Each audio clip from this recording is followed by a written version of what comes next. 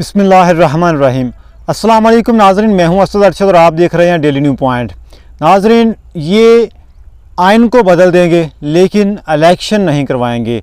इमरान खान कहता है इलेक्शन करवाओ, लेकिन ये कहते हैं कि आइन ये कहता ही नहीं है कि 90 दिन के अंदर इलेक्शन हों। ख्वाजा साद रफ़ीक ने प्रेस कॉन्फ्रेंस की है।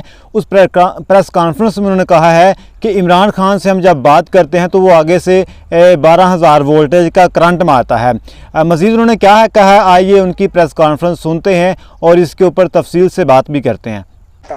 2 असेंबली को इलेक्शन आप करवा देते हैं कल, और 2 का आज की मरदमशुमारी पे, और 2 असेंबलियों का वफाका कराते हैं कल नई मरदमशुमारी पे, तो डीलिमिटेशन कैसे होगी?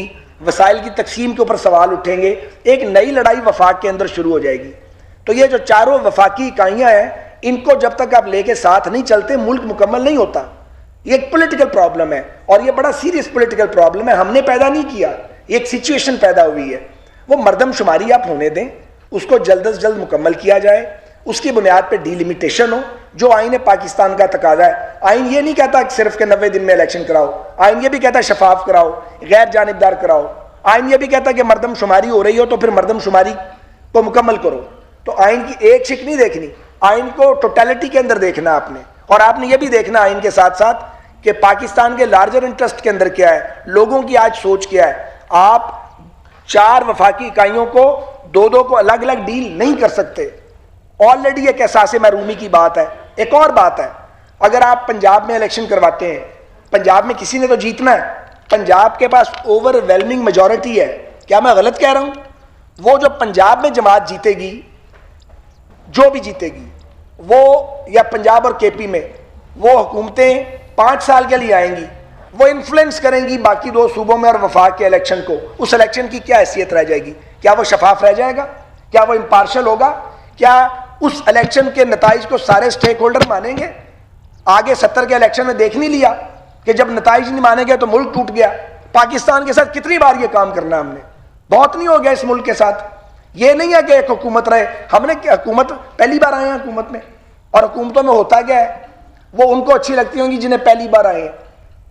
जो आते रहते हैं और जाते रहते हैं, उन्हें पता है आना कितना, आना क्या है और जाना क्या है। मामला यह है कि आप पॉलिटिकल प्रॉब्लम है बहुत बड़ा ये पाकिस्तान में, इसको रिजॉल्व करें। अब वो रिजॉल्व किसी ने करना है, बुनियादी तौर पे ये सियासतदानों का काम है कि वो बैठ के बात करें। ये अदालत का या फौज की जिम्मेदारी नहीं बनती, हमारी बनती है। बदकिस्मती से हम एक दूसरे से लड़ रहे हैं।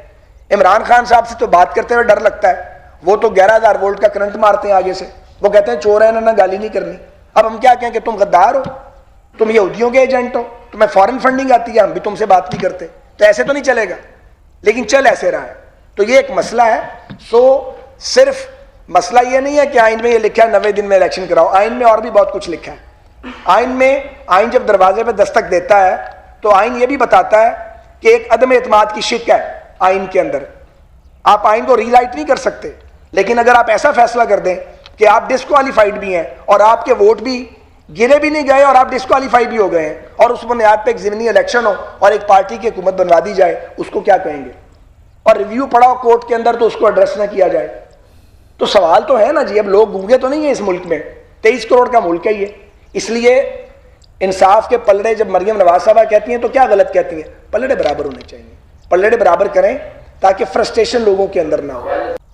जी, तो आइन ये कहता है कि 90 दिन के अंदर इलेक्शन, जब असम्बलियाँ टूट जाएं तो 90 दिन के अंदर इलेक्शन होने चाहिए। और आइन ये भी कहता है कि इलेक्शन 90 दिन के अंदर ही हो और साफ और शफाफ इलेक्शन हो।